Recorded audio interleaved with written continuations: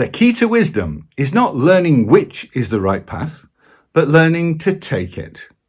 Now, after so many weeks of self-isolation, whether you're working or studying, I'm sure you already have a clear idea of what are the good practices and what are the bad ones. But are you actually putting them into practice?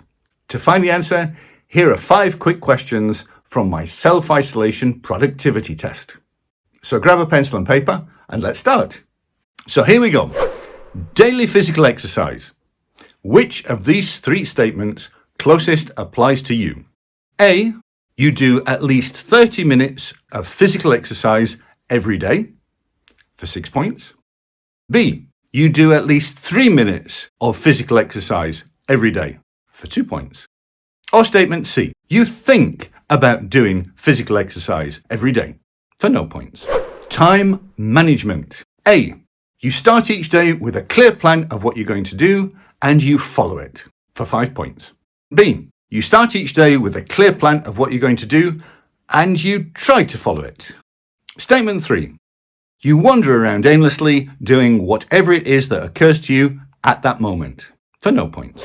Distractions. Subtract 1 point for each of the following things which distracts you from your productivity. Messages, social media, other human beings, daily chores, snack attacks, daydreaming. Feel free to subtract points for anything else. Next section, personal hygiene.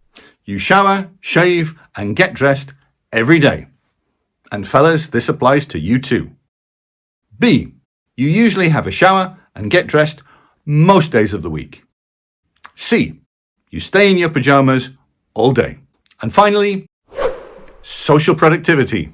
A, during the day, you're in contact with other people, discussing challenges that you both have and trying to solve them together.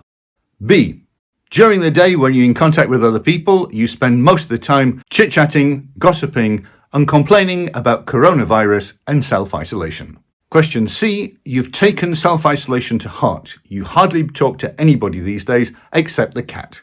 So, add your points up. 15 to 20 points, congratulations. You're a home productivity guru. Why don't you go off and write a book about it? 7 to 14, not bad. Acceptable under the circumstances. 6 or less. Oh well, let's just say there's room for improvement. So how did you do? Do you know what the right way to get the most out of working from home is? Or are you actually putting it into practice?